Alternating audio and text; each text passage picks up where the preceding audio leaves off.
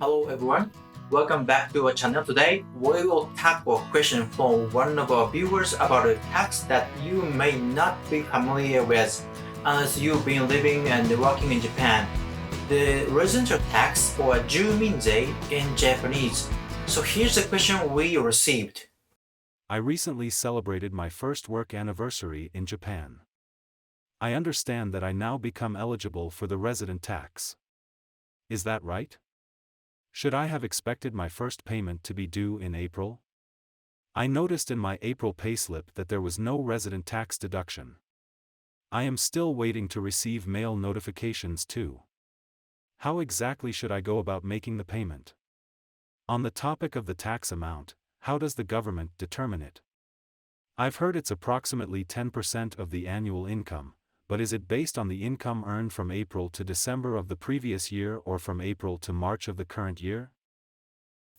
Okay, the residence tax is the local tax paid to prefecture and the municipality where you live. It funds local services such as the child care, social welfare, road and the park maintenance, garbage collection, and the fire services. The tax is divided into two parts, prefectural tax and the municipal tax. The two taxes work together to provide the necessary funding for the prefecture and the municipality to carry out their duties. Now, let's answer our viewers' question. Firstly, when does the residential tax start and end? Contrary to what you might think, the taxation period for residential tax does not start in April. It begins in June. So if you see zero for resident tax in your April payslip, don't worry. You are not missing anything. The taxation period starts in June and runs until May of the following year. So you can understand why the residential tax is zero in April. The calculation for the residence tax begins in January when the income tax is determined.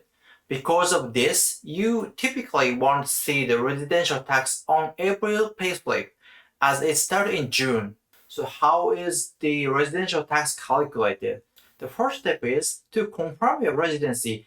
This is based on whether you have address or office in the area as of January 1st of this year. Then, the result of year-end adjustment, nenmatchose, is reported to the municipality.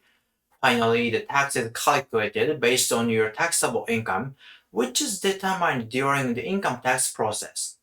The resident tax is 10% of your taxable income, 6% for the municipal tax, and 4% for the prefectural tax. Additionally, a per-capped portion called the kintowari is added to your total resident tax regardless of income. You may be exempt from residential tax if your income is below a certain threshold.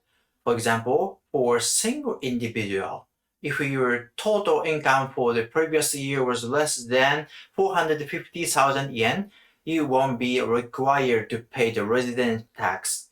The calculations vary if you have a spouse or dependents. So let's check how you pay the residence tax.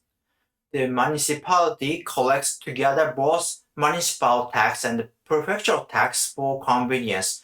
There are two ways to pay the residential tax. One is direct payment by individual, the other is through your employer. The former is called futuchoshu in Japanese and the latter is tokubetsuchoshu in Japanese. If your company employs you, they will likely handle tokubetsuchoshu. If you are responsible for futuchoshu, a tax payment notification will be sent to you. You can pay this tax notice to fill your tax obligations. It's possible to pay every month until the due date each month, or you can pay the entire year's worth at once. So some people who afford to and those who want to save time prefer to spend the year worth all at once. You can consult with your local municipal office if you have any difficulty or queries. However, the information we've discussed today should give you a good foundation for understanding the basics of resident tax in Japan. That's all we have for today's video. This clean up any confusion about resident tax in Japan. I'd be glad if you found this video helpful. Thank you for watching, and we'll see you in the following video.